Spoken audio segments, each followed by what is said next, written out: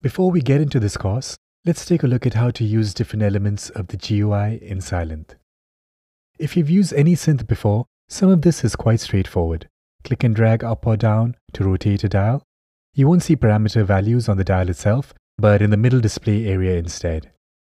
So here you can see the phase value set in degrees, detune, cutoff in hertz, etc. Number values like this one can be changed by just clicking and dragging up or down. Turning on or off switches is a no-brainer. Wave menus can be cycled through by clicking and dragging. Back to dials. If you command click on a dial, it will reset to a middle value. If you hold shift and drag, you get finer control over the values. Sylenth has two parts, and both parts are independent in terms of controls, so you can set different values to parameters on each part. The background color changes to let you know you're in a different part. You can access the preset menu from here. There are 128 presets in one sub-bank, and there are 4 sub-banks per bank. There's a drop-down menu here with options to load or save presets and banks, some copy-paste, delete functions for presets, initialize preset to a default setting. We'll be using this a lot. There's also a randomize preset, which can create interesting results. So every parameter in Sylenth has been randomized from what it was set previously. And you can do this multiple times. I tend to get more noisy ambient type sounds with this. Okay, let's say you load in a preset and then change it up a bit.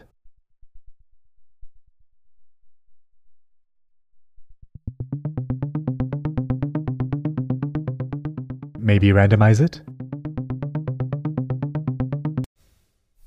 And now you feel you need to go back to the original settings of the preset. You can choose Reset Preset to do that. And we're back to the original.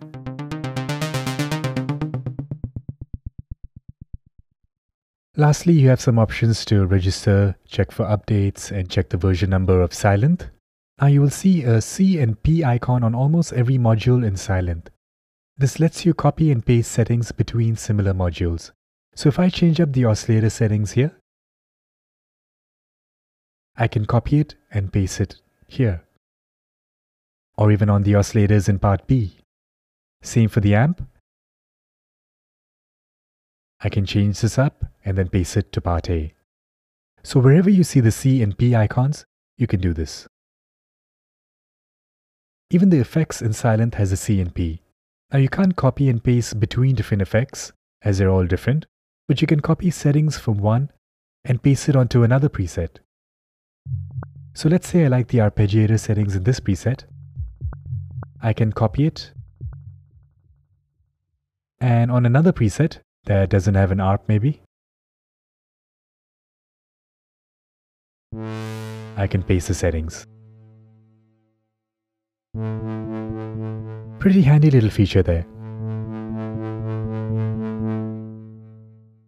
Now you can even copy the main module settings over to different presets. So again, if I change up this oscillator, I can go and paste it on another preset. So now that you are familiar with the GUI of Sylenth, let's get into the theory of subtractive synthesis.